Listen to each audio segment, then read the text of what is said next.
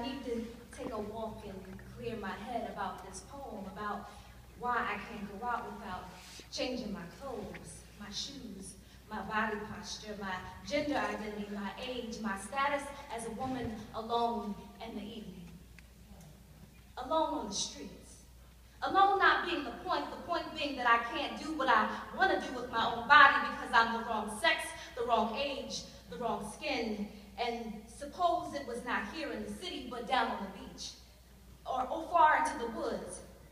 And I wanted to go there by myself, thinking about God, or thinking about children, or thinking about the world and all the disclosed by the stars and the silence.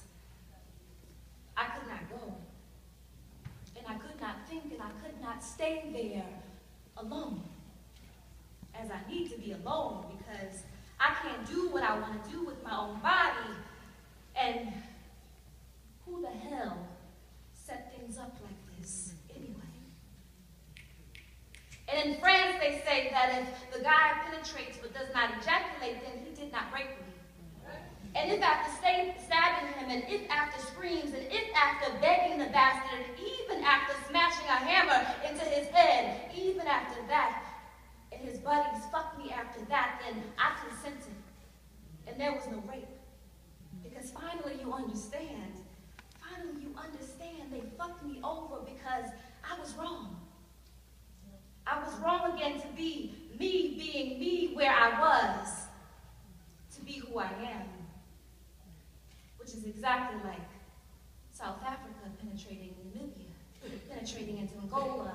And does that mean, how do you know if Pretoria ejaculates, what will the evidence look like?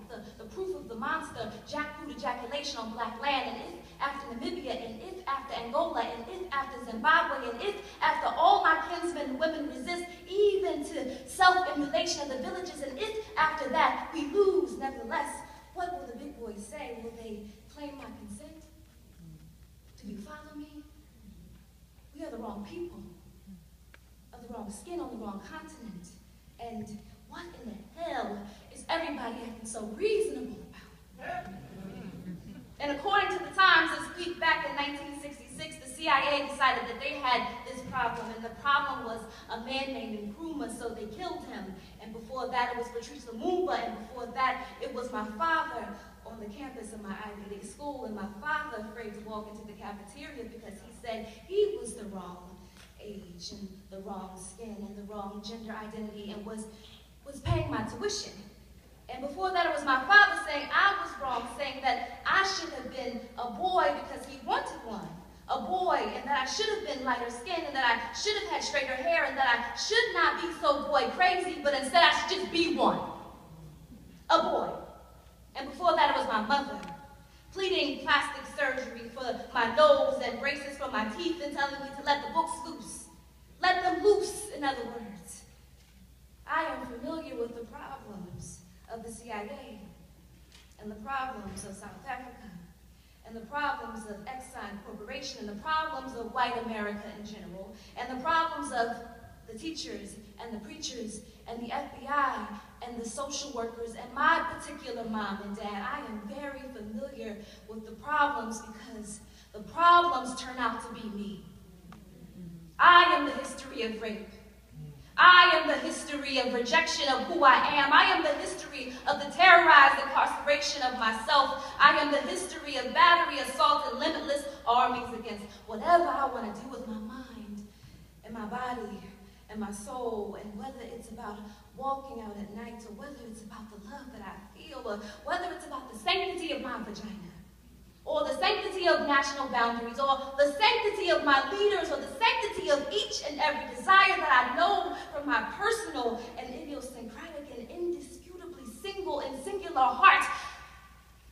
I have been raped because I have been the wrong sex, and the wrong age, and the wrong skin, and the wrong nose, and the wrong hair, and the wrong need, and the wrong dream, and the wrong geographic, and the wrong sartorial. I have been the meaning of rape. I have been the problem everyone seeks to eliminate by forced penetration, with or without the evidence of slime. And poem is not consent.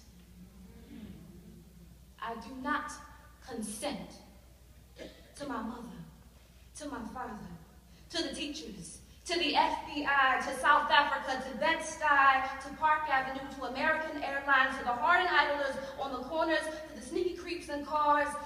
I am not wrong. Wrong is not my name. My name is my own, is my own, is my own, is my own, and I can't tell you who the hell set things up like this. But I can tell you that from now on, my resistance, my simple and daily and nightly self-determination may very well cost you your life.